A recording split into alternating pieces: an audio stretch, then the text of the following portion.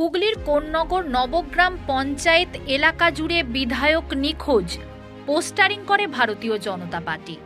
নবগ্রাম পঞ্চায়েতের রাস্তাঘাটের অবস্থা অত্যন্ত খারাপ, এই রকম অভিযোগ করছে ভারতীয় জনতা পার্টির পক্ষ থেকে। পাল্টা জবাব দেন নবগ্রাম পঞ্চায়েতের উপপ্রধান অরূপ পাল।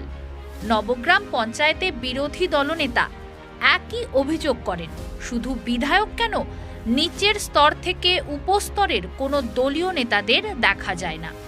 এর আগে একাধিকবার উত্তরপাড়া বিধানসভার বিধায়কের বিরুদ্ধে পোস্টারিং হয় এবং হুগলি শ্রীরামপুরের সাংসদ কল্যাণ ব্যানার্জি গাড়ি থেকে নামিয়ে দেয় এই বিধায়ককে। খুঁজে পাওয়া যাচ্ছে না এবং রাস্তাঘাট হচ্ছে না, সেটা নিয়ে কি বলবেন? তো ওরা খুঁজতে যাচ্ছে কেন? ওনাকে তো এই যে আমাদের পাড়ায় সমাধান হলো, আমাদের যেখানে যেখানে হয়েছে সেখানে সবসময় এসছেন।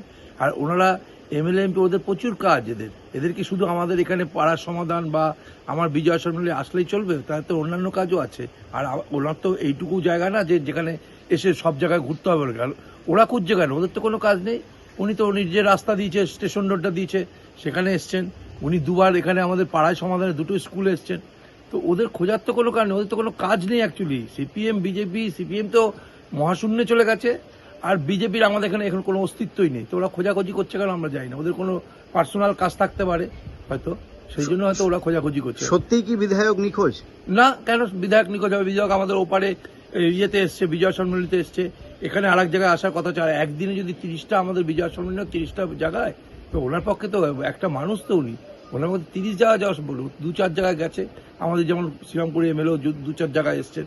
তো ওনাদের কাজের কারণে ওদের হয়তো সব জায়গায় অ্যাটেন্ড করতে পারে। একদিনে অতগুলো হলে আমরা যেমন পারি না, আমাদের 4-5 জায়গায় থাকে একই দিনে একই টাইমে, তো আমরা সব যেমন পারি না, উনিও কোত্থেকে করবে ওনা।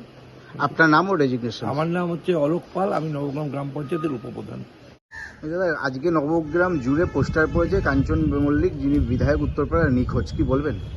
দেখুন, নবগ্রাম হচ্ছে সেই পঞ্চায়েত যেখানে গত পঞ্চায়েত নির্বাচনে সিপিএম এবং তৃণমূল কংগ্রেসের আসনের ডিফারেন্স মাত্র 1 ছিল। এবং এখন সবচেয়ে খারাপ অবস্থা নবগ্রাম পঞ্চায়েতের রাস্তা, জল, একটু বৃষ্টিতেই জল জমে যায়। মানে এখানে বাজারে জনগণ আজকে বলছে যে সেখানে তৃণমূল এবং সিপিএম মিলিঝুলি একটি পঞ্চায়েত চালাচ্ছে। সেখানে তৃণমূলের বিরুদ্ধে সিপিএম এর কোনো আন্দোলন নেই, সিপিএম এর কোনো প্রতিবাদ নেই। আমরা বারবার সেখানে পঞ্চায়েত অফিসে ডেপুটেশন দিয়েছি, কালকে বাধ্য হয়ে আবার রাস্তায় নেমেছি। তো এই অবস্থায় দাঁড়িয়ে যার দেখার কথা, পঞ্চায়েত যদি কাজ না করে কার দেখার কথা? জনপ্রতিনিধি, নির্বাচিত জনপ্রতিনিধি দেখার কথা। কিন্তু সেই নির্বাচিত জনপ্রতিনিধি কোথায়? সেই নির্বাচিত জনপ্রতিনিধিকে এমপি আবার দেখতে পারেন, এমপি তার গাড়িতে তোলে না। সেই নির্বাচিত জনপ্রতিনিধি সম্পর্কে তার কাউন্সিলররা বলছে তাকে দেখা যায় না। যে এমএলএ কে তার কাউন্সিলররা দেখতে পায় না, যে এমএলএর এতটাই ইমেজ খারাপ বিধানসভা এলাকায়, এমপি তার গাড়িতে নিতে চায় না। তৃণমূল কংগ্রেস তাদেরকে প্রার্থী করে, তাদেরকে জিতিয়েও আনে।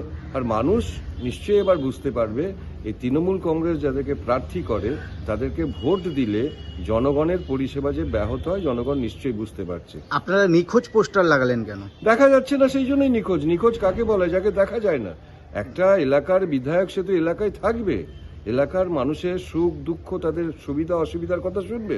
সেই বিধায়ক যদি এলাকাতেই না থাকে, এলাকার মানুষ যদি তাদেরকে দেখতে না পায়, তো কি বলবে? তার বিরুদ্ধে তো আর মানে এর বাইরে তো কিছু বলার নেই। তৃণমূল বলছে না, বিধায়ক আসেন, রীতিমতো সময় দেন তিনি অফিসে।